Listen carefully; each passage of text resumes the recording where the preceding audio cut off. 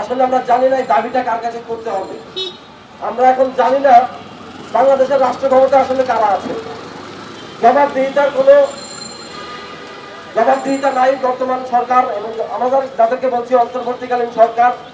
আমরা জানি না আসলে দেশটা কি অন্তর্বর্তীকালীন সরকার চালাচ্ছে, নাকি জামায়াত এবং শিবির চালাচ্ছে, নাকি ছাত্র সমন্বয়করা চালাচ্ছে, নাকি দেশের আইন শৃঙ্খলা পরিস্থিতি আসলে আইন শৃঙ্খলা রক্ষাকারী বাহিনী নিয়ন্ত্রণ করছে।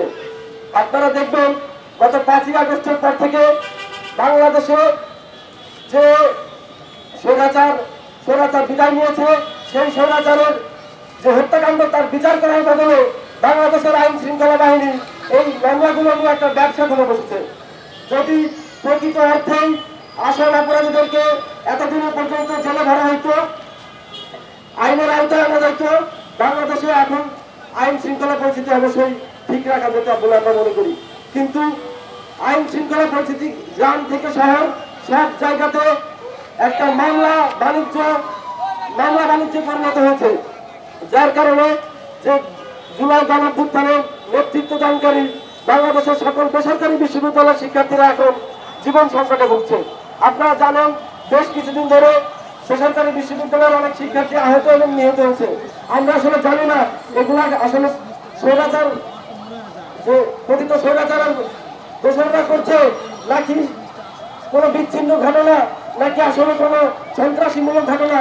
এর আসলে কোনো উত্তর বর্তমান আইন শৃঙ্খলা পরিস্থিতির কাছে নাই, সরকারের কাছে নাই, এমনকি রাষ্ট্রের কাছেও নাই।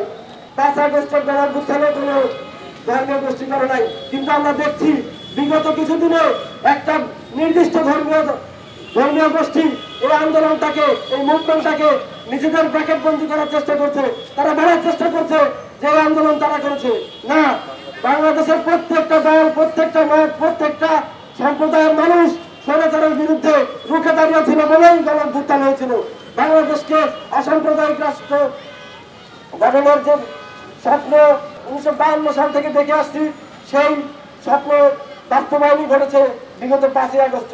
সকল ধর্মের সকল শিক্ষার্থী এবং শ্রমজীবী মানুষের নিরাপত্তা নিশ্চিত করাই বর্তমান সরকারের প্রধান দায়িত্ব। এবং জুলাই গণঅভ্যুত্থানে যত খুন হয়েছে সকল খুনের দ্রুততম সময়ের মধ্যে বিচারের ভিতরে আমার দাবি জানিয়ে বাংলাদেশ ছাত্র ইউনিয়ন বেসরকারি বিশ্ববিদ্যালয়ের পক্ষ থেকে সবাইকে ধন্যবাদ। এলো খবরের কাগজ, নিখাত, নির্ভীক, নিরপেক্ষ।